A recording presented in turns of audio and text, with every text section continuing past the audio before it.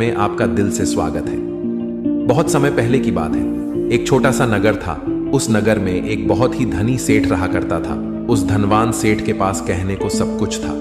किसी चीज की कोई कमी नहीं थी। उस धनवान सेठ ने अपने जीवन में बहुत बड़े बड़े मुकाम हासिल किए थे। उसने अपने जीवन में कई सफलताएं प्राप्त की थी। वह जिस नगर में भी व्यापार करने जाता, वहां पर भी उसे सफलता मिलना निश्चित था। वह अपने जीवन में कभी भी हारा नहीं था।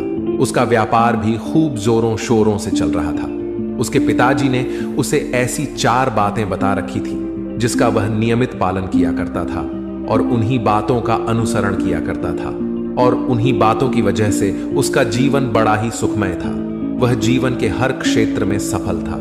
ऐसे ही काफी समय बीत गया और अब वह धनवान सेठ काफी बूढ़ा हो चुका था। अब उसे लगने लगा था कि मेरी मृत्यु बहुत नजदीक है। मेरी मृत्यु कभी भी हो सकती है, और वह जानता था कि उसका बेटा बहुत भोला है, बहुत नादान है। उसे अभी दुनियादारी की समझ नहीं है। इसलिए उसने अपने बेटे को अपने पास बुलाया और अपने बेटे से कहा, बेटा, मैंने अपने पिताजी से 4 बातें सीखी थी और उन्हीं बातों को मैंने अपने जीवन में उतारा। उन्हीं के अनुसरण की वजह से आज मैं अपने जीवन में इतना सफल हूं। अपना जीवन सुखमय पूर्वक बिता रहा हूं। उन्हीं बातों की वजह से आज मैं इतना सुखी हूं, संतुष्ट हूं और इतना धनवान हूं। ना ही कभी मुझे कोई बीमारी हुई और ना ही मुझे कभी कोई धन की कमी हुई। और तुम देख ही पा रहे हो कि मैं इस नगर का सर्वश्रेष्ठ धनवान हूं। लेकिन आज मेरे पास जो कुछ भी है, मैं उससे संतुष्ट हूं, मैं खुश हूं। लेकिन मैं चाहता हूं कि तुम मुझसे भी आगे बढ़ो। तुम और नाम कमाओ, तुम और धन कमाओ, लोग तुम्हारे बारे में जाने, तुम्हें पहचाने, क्योंकि हमारा समय कुछ और था और तुम्हारा आने वाला समय कुछ और ही है। उस धनवान सेठ ने अपने बेटे को अपने और करीब बुलाया और उससे कहने लगा, बेटा, आज मैं तुमको दुनिया की ऐसी 4 महत्वपूर्ण बातें बताने जा रहा हूं जो मुझे मेरे पिताजी ने बताई थी, और इसी के कारण आज मैं इतना सफल हूं। यदि तुमने इन सभी बातों को अपने जीवन में उतार लिया, इनका नियमित तौर पर पालन किया, इनका अनुसरण किया, तो तुम भी अपने जीवन में बहुत धनवान बन जाओगे। अपने जीवन को बहुत सुखमय तौर पर बिताओगे। इन बातों के अनुसरण से ना तो तुम्हारे घर परिवार में कोई दुख आएगा और ना ही तुम्हारे व्यापार में कभी कोई परेशानी उत्पन्न होगी। इतना कहकर धनवान सेठ अपने बेटे को 4 बातें बताना शुरू करता है। वह कहता है, बेटा, सबसे पहली बात है काम पर छाव में जाना और छाव में आना। दूसरी बात, अपने घर के चारों तरफ चमड़े की बाड़ रखना। तीसरी बात, हमेशा खाने को मीठा करके खाना। और चौथी बात, अपनी पत्नी को हमेशा बांध कर रखना। इतना कहकर वह धनवान सेठ अब निश्चिंत हो चुका था। वह यह जानता था कि उसका बेटा बहुत भोला है। वह अपने पिता की बात अवश्य मानेगा और इन सभी 4 बातों को अपने जीवन में उतारे और इनका अनुसरण भी करेगा। देखते ही देखते कुछ महीने बीत गए और फिर एक दिन धनवान सेठ मृत्यु को प्राप्त हो गया। अपने पिता की मृत्यु के बाद उस धनवान सेठ के बेटे ने उन सभी 4 बातों को एक कागज पर लिख लिया ताकि वह उन्हें भूल ना जाए, और उन्हीं बातों को वह अपने जीवन में उतारने लगा। उन 4 बातों का अनुसरण करने लगा। सबसे पहली बात जो उसके पिता ने उससे कही थी, छाव में जाना और छाव में आना, तो उसने अपने घर से लेकर अपनी दुकान तक पूरे रास्ते पर एक टेंट लगवा दिया, क्योंकि उसके पास पैसा तो बहुत था और उसे कोई रोकने वाला भी नहीं था। जब भी कोई उससे पूछता कि आखिर तुमने ऐसा क्यों किया, तो वह उसके जवाब में बस इतना ही कहता कि मेरे पिताजी ने मुझसे ऐसा ही करने को कहा है। इसके बाद उसने अपने पिता की अगली बात का अनुसरण किया। उसने अपने घर के दोनों तरफ चमड़े की एक दीवार खड़ी करवा दी। इसे देखकर आसपास के लोग बहुत क्रोधित हो गए। वे लोग उससे झगड़ा करने पर भी उतर आए। कई लोगों ने तो यह तक कह डाला कि आखिर तुमने ऐसा क्यों किया, चमड़े की बाड़ तुमने क्यों खड़ी करवा दी, चमड़े से बहुत बदबू आती है और इससे हमें तकलीफ होती है, इसे आज ही निकलवा दो। लेकिन कोई उसका कुछ भी ना बिगाड़ सका, क्योंकि उसके पास बहुत पैसा था। इसलिए कोई भी व्यक्ति उसका ज्यादा समय तक विरोध ना कर सका, और उसने भी मन बना लिया था कि वह अपने पिता की सभी बातों को पूरे दिल से मानेगा। उसके पिता ने उसे तीसरी बात कही थी, खाने को मीठा करके खाना, जिस कारण वह अपनी पत्नी से हर रोज खाने में कुछ मीठा ही बनवा आता था। कभी सेवियांज, कभी हलवा, तो कभी मिठाइयां। हमेशा यही सब खाता रहता। और उसके पिता ने उसे चौथी बात कही थी, अपनी पत्नी को हमेशा बांध कर रखना। जिस कारण वह हर रोज अपनी पत्नी को रस्सी से बांध कर रखता था। ऐसे ही कई दिन बीत गए और देखते ही देखते अब वह सेठ के बेटे का जीवन धीरे धीरे बर्बाद होने लगा था, क्योंकि उसने अपने पिता की सभी बातों का गलत मतलब निकाला था और वह उसी के अनुसार उनका पालन कर रहा था। देखते देखते उसका उतना बड़ा व्यापार अब ठप होने लगा था। उसके यहाँ पर ग्राहकों की संख्या कम होने लगी थी, क्योंकि जब उसका मन करता तब वह दुकान जाया करता और जब उसका मन करता तो वह दुकान से वापस घर लौट आता। उसका अपने पिताजी के इस कारोबार में मन नहीं लगता था। इस कारण उसके सारे ग्राहक अब उससे नाराज होने लगे थे। उसके सारे ग्राहक अब एक एक करके उस दुकान को छोड़ते चले जा रहे थे। इस तरह उसका पूरा व्यापार अब ठप हो चुका था। जिस व्यापार को खड़ा करने में उसके पिताजी ने खून पसीना एक कर दिया था, उस व्यापार को उसने कुछ ही महीनों में पूरी तरह से बर्बाद कर दिया था। अब उसका धंधा बहुत कम हो चुका था, जिस कारण वह बहुत परेशान रहता था, वह बहुत चिंतित रहता था। और इसके साथ ही उसने अपने घर के चारों तरफ चमड़े की दीवार खड़ी करवाई थी। उस कारण आसपास पर बहुत गंदी बदबू फैल चुकी थी। इसलिए जो भी उसके आसपास रहते थे उन सभी ने वह घर छोड़कर कहीं और पर अपना बसेरा बसा लिया। चमड़े की बदबू के कारण अब उसके घर में भी कोई नहीं आता था। यहां तक कि उसके मित्र और रिश्तेदार भी उस घर में आने से कतराते थे। लेकिन अब भी उसे समझ नहीं आ रहा था कि आखिर यह सब हो क्यों रहा है। वह बहुत परेशान रहने लगा था और वह हमेशा मीठा भोजन किया करता था, जिस कारण उसका वजन बहुत ज्यादा बढ़ चुका था। और इस मोटापे के कारण उसके शरीर में ना जाने कितनी सारी बीमारियों ने अपना घर बना लिया था। आए दिन उसके घर पर वेद आने लगे थे। इन्हीं कारणों से अब उसका पैसा भी इन चीजों में बर्बाद होने लगा था।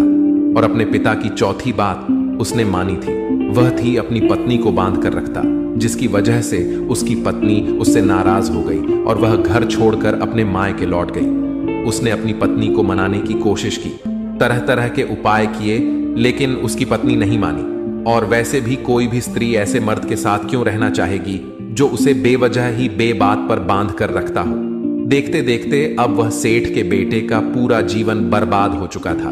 ना तो अब उसके पास व्यापार बचा था, ना ही धन, ना ही उसकी पत्नी और ना ही वह रिश्तेदार जो पैसों के लिए उसके आसपास घूमा करते थे। और तो और अब उसका स्वास्थ्य भी ठीक नहीं रहता था, जिस कारण वह बहुत चिंतित रहने लगा था, बहुत परेशान रहने लगा था। उसे यह सब समझ ही नहीं आ रहा था क्या हो रहा है और क्यों हो रहा है। इन सभी बातों को लेकर तो बहुत परेशान रहता और वह मन ही मन अपने पिताजी को कोसा करता और कहता, पिताजी, आपने तो मेरा पूरा जीवन बर्बाद कर दिया। आपकी उन 4 बातों के कारण आज मुझसे मेरा सब कुछ छिन चुका है। ना तो मेरे पास व्यापार रहा, ना ही धन दौलत, ना ही वह रिश्तेदार, ना ही मेरी पत्नी, और यहां तक कि मेरे स्वास्थ्य ने भी मेरा साथ छोड़ दिया है। आप ही के कारण आज मेरा पूरा जीवन बर्बाद हो चुका है। यदि मैंने आपकी वह 4 बातें ना मानी होती, यदि मैंने उन्हें अपने जीवन में ना उतारा होता, तो आज मैं एक सुखमय जीवन जी रहा होता। आपकी इन 4 बातों पर चलकर मुझे क्या मिला? मैंने एक आज्ञाकारी बेटे की तरह आपकी सारी बातें भली भांति मानी, उन पर यकीन किया, उनका अनुसरण किया। लेकिन मैं ही मूर्ख था जो मैंने आपकी उन बातों पर आंख बंद करके यकीन कर लिया। इतना कहकर वह फूट फूट कर रोने लगा। तभी उसे एक दिन पता चला कि उसके पास के नगर में एक साधु आए हुए हैं और वह साधु सभी की समस्याओं का हल बताते हैं। चाहे कैसी भी समस्या हो, वह उसका निवारण अवश्य करते हैं। यह सुनकर उसने सोचा कि चलो एक बार मिलकर देखता हूं, हो सकता है कि मेरी भी समस्या का समाधान मुझे मिल जाए। इस आशा के साथ वह उन साधु के पास पहुंचा। वहां पहुंचकर सीधा उनके चरणों में जा गिरा और जोर जोर से रोने लगा। वह कहने लगा, हे गुरुवर, अब आप ही मुझे बचा सकते हैं। मेरे पिताजी ने तो मेरा पूरा जीवन बर्बाद करके रख दिया। आज मेरी जो भी स्थिति है वह सब मेरे पिताजी के कारण ही है। मेरे पिताजी ने मुझे जैसा कहा मैंने वैसा ही किया। हमेशा एक अच्छे बेटे की तरह उनकी सारी बातें मानी, अपने सारे फर्ज निभाए। और देखिए मेरे पिताजी ने मेरे साथ क्या किया। मरते मरते भी वह मुझे गलत बात सिखा गए और उसका खामियाजा मुझे आज भुगतना पड़ रहा है, क्योंकि मैंने उनकी सभी बातों को अपने जीवन में उतारा, उनका अनुसरण किया। और देखिए आज मेरे साथ क्या हो गया। मेरा तो पूरा जीवन ही बर्बाद हो गया। मैं अब तक यह नहीं समझ पाया कि मेरे पिताजी ने मेरे साथ ऐसा क्यों किया। क्या मैंने उनके साथ कुछ गलत किया था? इतना कहकर वह उन साधु के सामने और भी जोर जोर से रोने लगा। तभी वह साधु महाराज उस सेठ के बेटे से कहते हैं, बेटा चुप हो जाओ, पहले मुझे अपनी सारी बात तो बताओ। आखिर तुम्हारे साथ क्या हुआ है? तुम इस तरह से क्यों रो रहे हो? तुम्हारी इस परेशानी का क्या कारण है? उन साधु के इतना कहने पर उस सेठ के बेटे ने पर्ची उन साधु के हाथ में रख दी, जो उसने अपने पिता की मृत्यु के बाद लिख रखी थी, जिसमें उसने अपने पिता की चारों बातें लिखी थी। उन साधु ने पर्ची ली और उसे पढ़ने लगे, और उन्होंने जैसे ही वह पढ़ा तो वह जोर जोर से हंसने लगे, और वह उस सेठ के बेटे से कहते हैं, तुम कितने बड़े मूर्ख हो। तुम्हारे पिता ने तो तुम्हें दुनिया का सारा ज्ञान दे दिया, लेकिन तुम उसे समझ नहीं पाए, तुम उसका सही तरह से पालन नहीं कर पाए, और कहते हो कि तुम्हारे पिता ने तुम्हें गलत राह दिखाई है, तुमने गलत संदेश दिया है। तुम्हारे पिताजी तो तुम्हारी परीक्षा ले रहे थे कि तुम उनकी बातों को समझ पाते हो या नहीं, तुम उनकी बातों का सही मतलब निकाल पाते हो या नहीं। यदि वह चाहते तो इसका मतलब तुम्हें अच्छी तरह से बता सकते थे, लेकिन वह चाहते थे कि तुम इन बातों का मतलब खुद से जानो, खुद से समझो कि इन बातों का क्या अर्थ है। लेकिन अब तो ऐसा प्रतीत होता है कि मानो तुम्हारी बुद्धि बिल्कुल भ्रष्ट हो चुकी है। तुमसे बड़ा मूर्ख मैंने आज तक नहीं देखा। जिसके पास दुनिया का इतना बड़ा ज्ञान हो, वह भला इतनी बड़ी मूर्खता कैसे कर सकता है? तुम्हारे पास कोई ज्ञान नहीं है, तुमने कोई भी ज्ञान अर्जित ही नहीं किया। अगर तुम इन बातों का सही मतलब समझ चुके होते तो तुम भी अपने जीवन में अपने पिता की तरह ही सफल होते, खुश होते, और तुम्हारा जीवन सुखमय तरह से बीत रहा होता। लेकिन तुम इतने बड़े मूर्ख हो कि तुमने अपने पिता की बातों का गलत मतलब निकाल लिया। उन बातों के मतलब के बारे में तुमने सोचा तक नहीं। उन्होंने जैसा कहा तुमने वैसा करना शुरू कर दिया। यदि तुम्हें उन बातों का अर्थ नहीं पता चल रहा था तो तुम किसी ज्ञानी से मिल सकते थे, तुम उससे उस बात का मतलब निकाल लेते। लेकिन जैसा तुमने अपने पिता की इन बातों को समझा है, इसका मतलब वैसा नहीं है। इस पर वह धनवान सेठ का बेटा कहता है, हे गुरुवर, आप क्या कहना चाहते हैं? क्या मैं अपने पिता की बातों को सही नहीं समझ रहा? और वैसे भी इसमें समझने लायक है क्या? उन्होंने तो सब कुछ साफ साफ ही बताया था और मैंने उन्हें अपने जीवन में उसी तरह से उतार लिया, तो फिर मैंने गलत क्या किया है? इस पर गुरुवर एक बार फिर मुस्कुराने लगे और उस सेठ के बेटे से कहते हैं, बेटा, यह जो बातें लिखी गई हैं, इन बातों के पीछे एक गहरा अर्थ है जिसे तुम समझ नहीं पाए। इसी कारणवश तुमने यह मूर्खता कर दी और इसी कारणवश तुमने अपना पूरा जीवन बर्बाद कर लिया। लेकिन अब भी कुछ नहीं बिगड़ा, अब भी तुम्हारे पास बहुत समय है। यदि तुम चाहो तो अब से मेहनत करके भी तुम अपने जीवन में एक बार फिर से वह खुशहाली, वश, समृद्धि सब कुछ हासिल कर सकते हो। इस पर वह सेठ का बेटा कहता है, ठीक है, कृपया करके मुझे उन चारों बातों का मतलब समझाइए। आखिर उन चार बातों का क्या अर्थ है? इस पर साधु सेठ के बेटे को कहते हैं, तुम्हारे पिताजी ने तुमसे कहा था, काम पर छाव में जाना और छाव में आना। इसका मतलब यह है सूर्य निकलने से पहले ही तुम दुकान पर पहुंच जाना और सूर्यास्त होने के बाद ही तुम वापस घर आना, जिससे तुम्हें दुकान पर अधिक से अधिक समय मिल पाएगा। तुम उस काम को अच्छी तरह समझ पाओगे, उस काम को अच्छी तरह से कर पाओगे, उस काम को बढ़ाने में तुम अपना दिमाग लगा पाओगे और तुम अपने काम में तरक्की कर पाओगे। लेकिन तुमने तो इसका गलत ही मतलब निकाल लिया। तुमने तो अपने घर से लेकर दुकान तक एक ऐसा टेंट लगवा दिया जिससे तुम छाव में आ सको और छाव में जा सको। अब तुम ही बताओ, क्या तुमने अपने पिताजी की इन बातों का सही मतलब समझा था? यह सुनकर वह सेठ का बेटा जोर जोर से रोने लगा और कहने लगा, हे गुरुवर, मेरी ही गलती थी। मैंने अपने पिता की इन बातों का गलत मतलब निकाला और इसी कारण वश आज मैं पूरी तरह से बर्बाद हो चुका हूं। मैं ही सबसे बड़ा मूर्ख था। मेरे पिताजी ने तो मुझे इतना महत्वपूर्ण ज्ञान दिया, लेकिन मैं उस हीरे को पत्थर समझ बैठा। आगे वह सेठ का बेटा उन गुरुवर से कहता है कि गुरुवर, दूसरी बात क्या है, उसका अर्थ क्या है? आगे गुरुवर दूसरी बात का अर्थ समझाते हुए कहते हैं, चमड़े की बाड़ करवाना, इसका अर्थ यह है कि तुम अपने घर में कुत्ता या बिल्ली पालना। जब तुम अपने घर में कुत्ता बिल्ली पाल लोगे तो यह तुम्हारे घर की चारों ओर से रक्षा करेगा, जिससे तुम्हारी धन दौलत पूरी तरह से सुरक्षित रहेगी और तुम बेफिक्र होकर दुकान पर मन लगा सकोगे, बेफिक्र होकर दुकान के कामों को समझ सकोगे और तरक्की कर पाओगे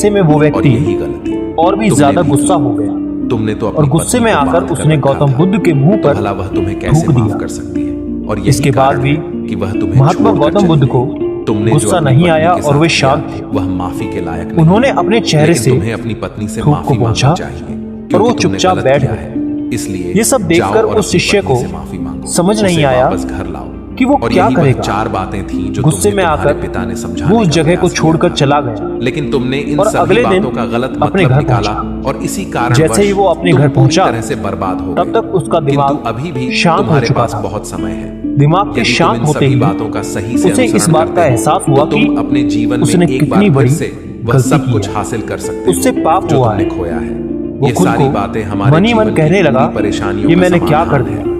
तुम मैंने किसी भी महात्मा तरह बुद्ध से का इनको देख सकते अपमान हो। किया है। यदि तुम कामयाब ऐसा होना पाप चाहते हो मैं तो कैसे कर तुम्हें सकता मेहनत हूँ। करनी ही होगी। मैंने तो सूर्य निकलने बहुत से बड़ी पहले गलती कर दी। तुम्हें अपने घर से निकलना मुझे जाकर होगा उनसे माफी और मांगनी हमेशा होगी। सूर्य के ये ढलने के कहकर बाद ही तुम्हें वो घर तुरंत वापस ही लौटना होगा गौतम ताकि बुद्ध के धन पास दौलत चला को गया। कोई तुमसे छीन ना ले। लेकिन गौतम तुम्हें बुद्ध अपने रिश्तों उस को स्थान पर कुछ नहीं इस थे। तरीके से बांधना होगा ऐसे में ताकि वह वो रिश्ते शिष्य तुम्हें जगह जगह परेशान ना भटक कर करें, तुम्हें उन्हें तकलीफ खोजने ना लगा। पहुंचाए, तुम्हारा जैसे फायदा ही ना उसे उठाए महात्मा बुद्ध और मिले हमेशा एक तो वो अच्छा उनके और पैरों में स्वस्थ गिर गया भोजन और उनसे करना। कहने लगा, जब मुझे तुम्हें भूख माफ लगी कर हो, दीजिए। ताकि तुम्हें मुझसे जो गलती भी हुई है। सांसें मिली हैं मैंने तुम आपका उसे अपमान खुशी किया है। खुशी जी सको। मैंने ये बहुत और बड़ा अपने पाप रिश्तों किया को है। हमेशा ये बांध सब कर देखकर रखना, उन्हें गौतम बुद्ध ने खुला उससे मत कहा, छोड़ना, अन्यथा शांत वह हो जाओ। तुम्हारे हाथ से क्या फिसल बात है जाएगी। मुझे बताओ। और अपने घर में तुम कौन अवश्य हो? ही कुत्ते या बिल्ली गौतम को बुद्ध के जरूर ये पालना पूछने पर ताकि तुम्हारा वो धन शिष्य चौंक हमेशा गया। सुरक्षित रहे। वो सोचने इन लगा कि सभी महात्मा बातों का बुद्ध अपने मुझे जीवन कैसे में भूल सकते अनुसरण हैं। करने के बाद मैंने तो उनका तुम अपमान अपने किया जीवन था। में सब कुछ ये सोचकर एक बार फिर पा उसने सकते हो, महात्मा बुद्ध से जो कहा, तुमने आज तक खोया मैं है। वही शिष्य और हूँ हो सकता है जिसने कि तुम इससे भी कल अधिक आपका अपमान उन्नति किया कर था पाओ, इससे और भी आप अधिक इतनी जल्दी समृद्धि भूल पा गए। सको। अपने हमें जीवन कल की बातों को खुशहाल और कल में ही सुखमय छोड़ देना बना चाहिए। सको।